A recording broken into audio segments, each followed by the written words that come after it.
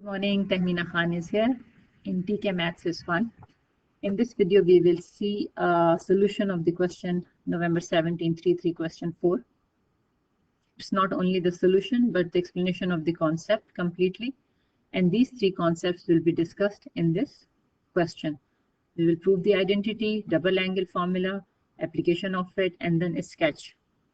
So let's begin with the question. And on the top, you can see here my website address and my blog address. For more learning, you just visit this site and I'm sure you will find it useful. So let's begin with the question. The first part of the question is saying prove the identity. So for identity, it is like tan A plus B, it's a compound angle. And you will have your MF19 formula sheet, which can help you to note down this information from there. Now see here, you have plus here in between 45 and x, and you have minus here. So it reminds you a plus b and a minus b. Now be careful about writing sign. If it is plus, numerator will have plus, denominator will have minus. And if it is minus, the numerator will have minus and denominator will have plus. So now your a is 45 and your b is x. So wherever you have a and b, replace a by 45 and b by x, like this. So after this, we know that tan 45 is equals to 1. So same here, we will replace tan 45 by 1 and we will get this term. At any point you think you need to think more, you can put the video on pause, right? So you have gotten this term after substituting the value of tan 45. Now what you have to do next, remember you have to prove this.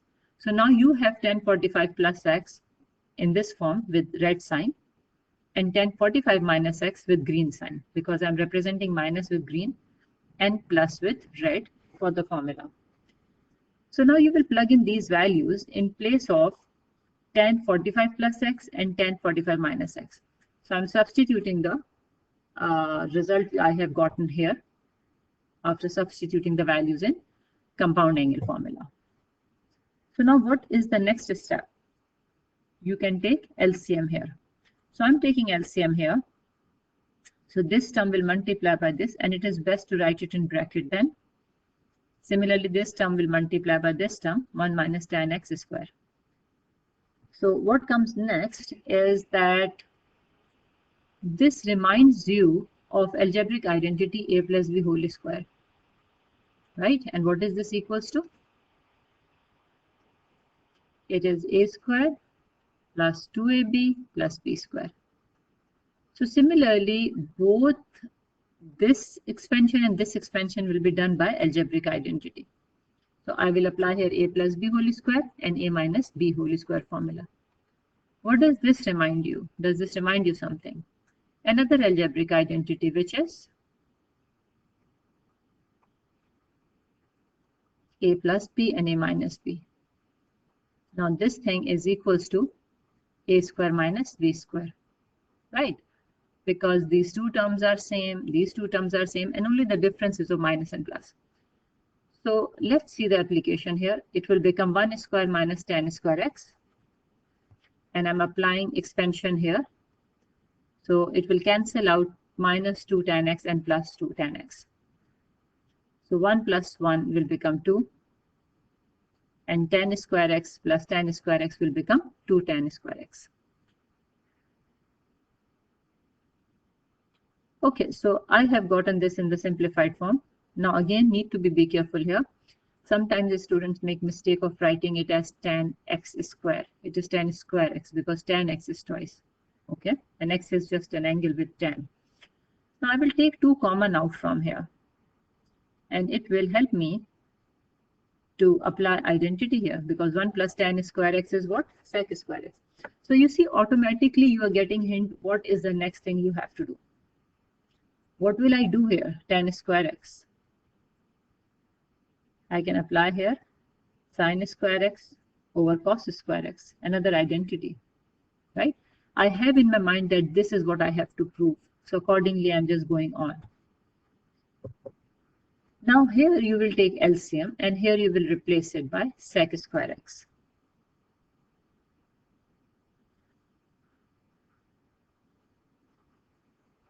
Okay. So 1 plus tan square x is sec square x, so it is 2 sec square x. And here I'm taking LCM. It will become cos square x minus sin square x divided by cos square x.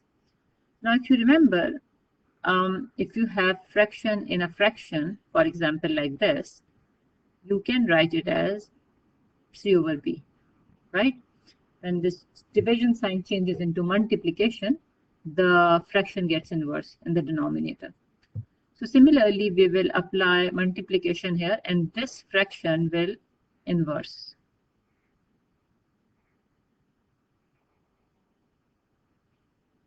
So it is here. How did I get 2 cos square x when it was 2 sec square x? So actually, it is 2 times sec square x, right? And sec square x we know is equals to 1 over cos square x. So it is 2 into 1 over cos square x. So this is how we are getting it. We are cancelling it. Now, does this remind you something? It is another algebraic identity, right?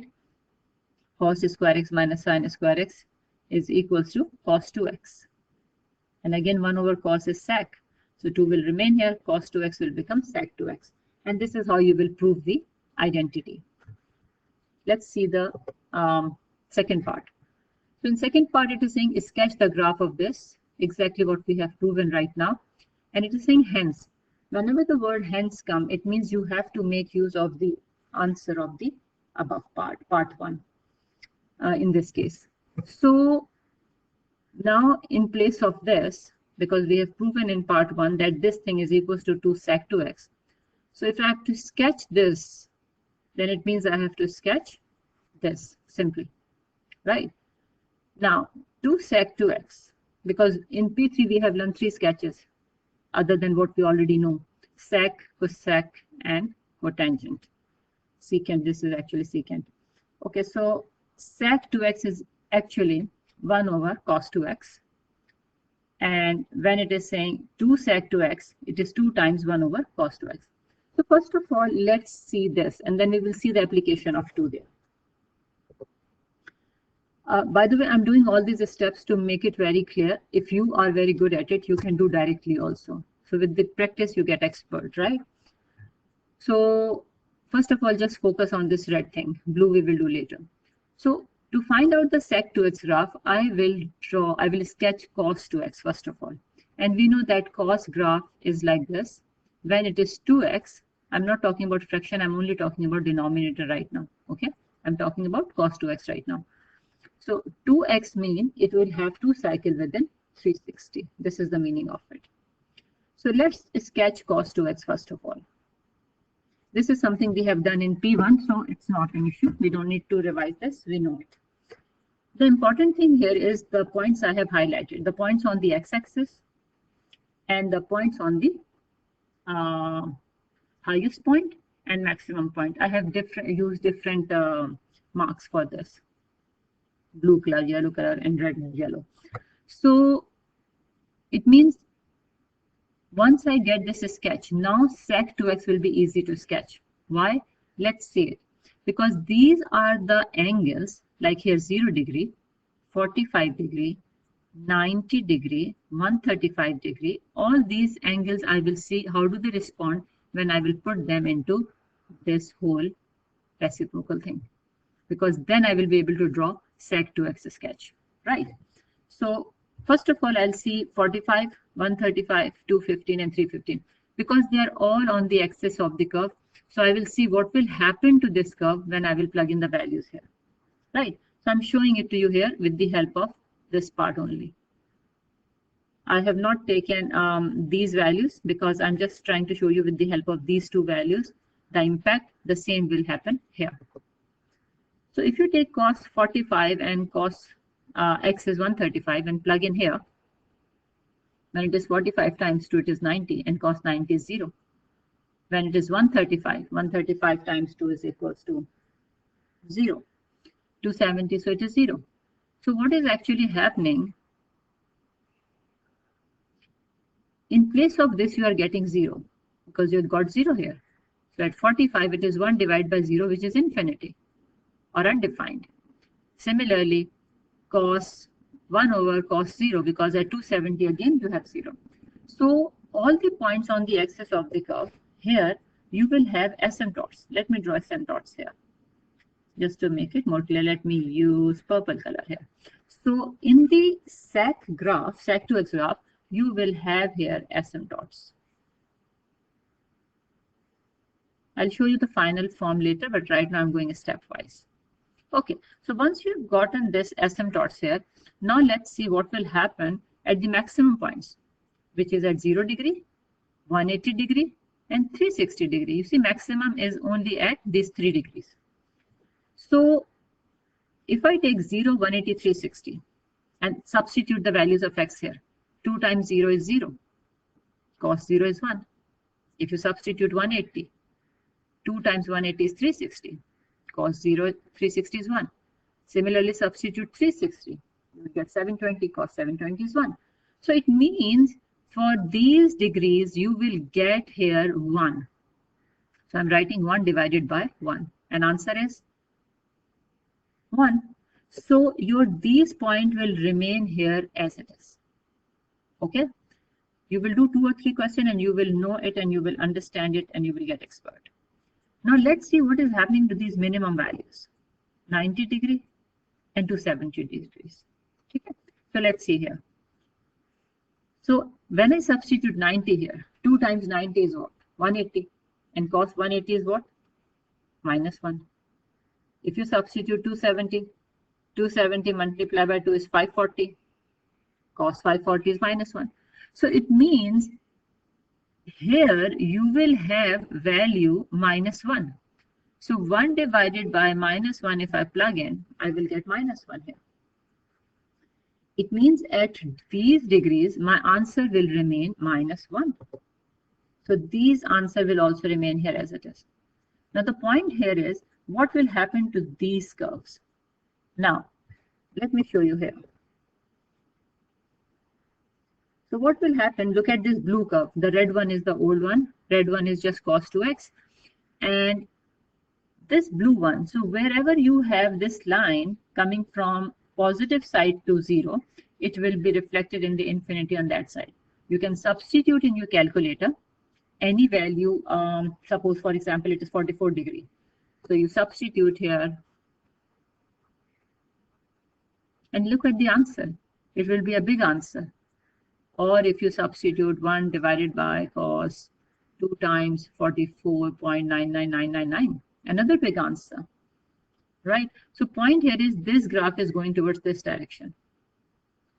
Similarly here, if you want to check with your calculator, the values will be big. So you will get this type or this shape of the graph. So how do we remember it? And similarly, on the lower side, it goes down. You can check in the calculator. Suppose the value here is 45.0001. So you do, you're just checking for your curiosity, to satisfy your curiosity. 0.0001. Look at the answer will be very big but negative. So it's this direction. So point here is, how do we remember that when we are sketching sec, all these points on the axis of the curve will become asymptote. And the maximum point remains same, minimum point remains same, but this part of the curve either turn towards infinity upward or downward. So whatever the part of the curve is below the x-axis will turn down, and the part above the x-axis or x-axis or axis of the curve in this case, it is same in this case. So it turns up. So from the axis of the curve, it will go up or it will go down, depending where the graph is. Now let's see the part of 2, because you see in the actual question we had 2 here. Now you know from transformation of equations that when you multiply by 2, the graph is stretched along the y-axis, right? So this value, which is here 1 and minus 1, then this graph you will multiply by 2, because we are just simply multiplying this graph by 2. So these values will become 2 here. So with this, I end this video, and I'm sure you would have learned something. So thank you very much for watching. Take care. Do share it with your friends. Your exam is coming up. I hope you will do well. Thanks.